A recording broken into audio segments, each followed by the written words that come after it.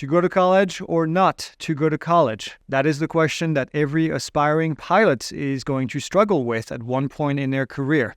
Now, I managed flight schools for years, and in this video, I'm going to give you the facts so that you can make your own decision. And at the end, I'll reveal exactly what I would do today if I were a student. Hi, my name is Greg. I'm from Pilot Institute, the online ground school that makes aviation easy. Now, before 2020, if you wanted to fly for a major US airline, you definitely needed to have a 4-year degree. Now, back then, all major carriers required one. Now, to be clear, the FAA does not require a degree to become a pilot, and most non-airline flying jobs don't actually require one either. But fast forward to today, and that guidance isn't really so clear-cut. Why? Well, as of 2022, all major US carriers have dropped the requirement. This seems like good news for flight students. You can skip the years of difficult schoolwork and just head straight to the flight deck, right?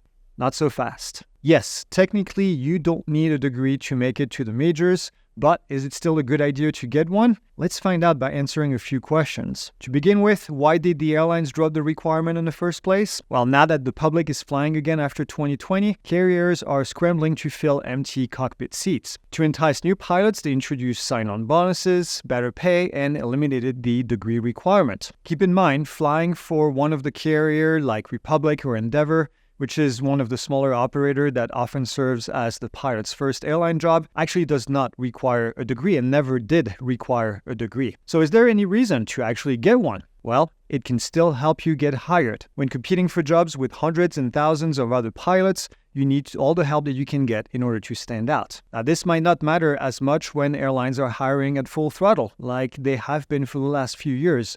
But what happens when things start to slow down? Carriers can become more picky about who they hire, or they might even reinstate the degree requirement. Of course, a university diploma doesn't just boost your resume. It's also a safety net in case your aviation career doesn't go as planned. Unexpected events like an economic downturn can slow down hiring and even cause massive layoffs. And although we don't like to think about it, health issues can arise and could force you to be out of the flight deck, sometimes even forever. So if the worst happens, having that college degree in your back pocket will make it a lot easier to pivot into another career. If you do decide to get a degree, what should you study? It's actually entirely up to you. Airlines don't really care about what you major in, although some universities offer specialized aviation degrees.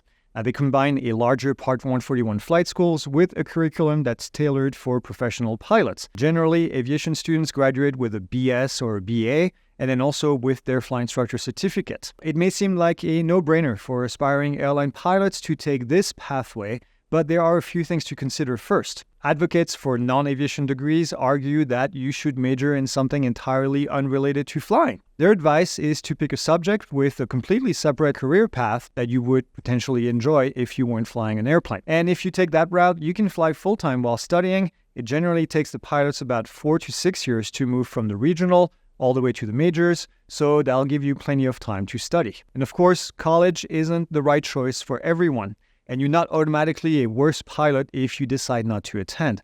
But without a degree, you will have to work harder to prove yourself. Now, here's what I would do if I were a student today. I would start by getting as many credits as possible at a community college. Now, once you've accumulated enough credits, you can transfer them to a university to finish your degree. Of course, talk to the university first to make sure that they will accept these credits. Now, this approach is much more affordable and offers you a little bit more flexibility as well. You can do your flight training at a dedicated flight school rather than actually at a university. This will save you a lot of money. You can earn a degree in a non-aviation field. This is also what I would do.